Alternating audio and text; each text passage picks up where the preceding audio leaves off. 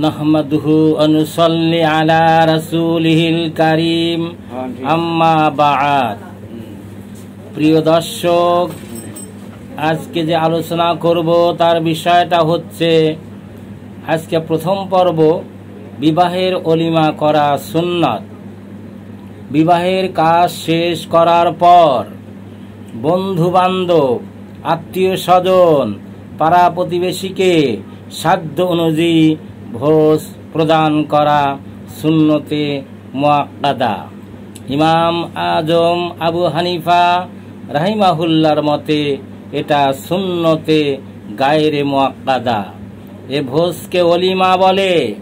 হযরত আব্দুর রহমান ইবনে আউফ রাদিয়াল্লাহু তাআলা আনহু বিবাহ করলে হযরত রাসূল আকরাম সাল্লাল্লাহু আলাইহি ওয়াসাল্লাম তাকে বললেন, আউলিম ওয়ালাউ বিশাতিন, অর্থাৎ একটি বকরি হলেও জবহ করে অলিমা জিয়াফত করো। বকরি জবহ করার ক্ষমতা না থাকলে বন্ধু বান্ধবের সম্মুখে যে খাবার উপস্থিত করবে তাই অলিমা বলে গণ্য হবে। হযরত রাসূল আকরাম সাল্লাল্লাহু আলাইহি ওয়াসাল্লাম যখন উম্মুল মুমিনিন হযরত সাফিয়া রাদিয়াল্লাহু তাআলা আনহার পানি গ্রহণ করেন, তখন কেবলমাত্র জবের ছাতু এবং খুরমা দ্বারা অলিমা করেছিলেন।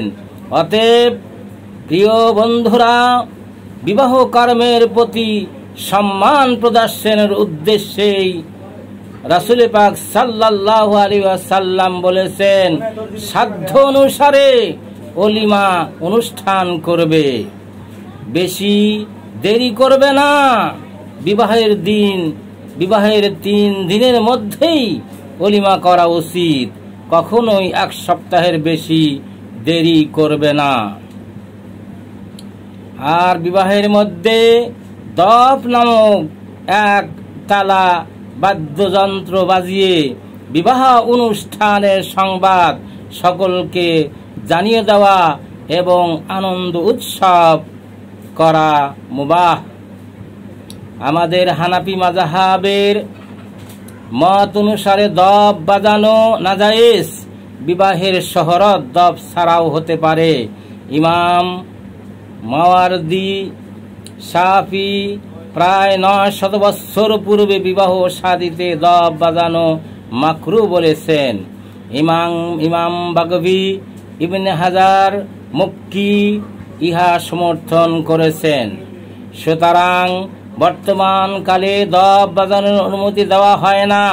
পরবর্তী ইমামগণ দফ সহ সমস্ত বাদ্যযন্ত্র ব্যবহার করা নিষেধ করেছেন। আবশ্যক বোধে যুদ্ধক্ষেত্রে বাজান যেতে পারে।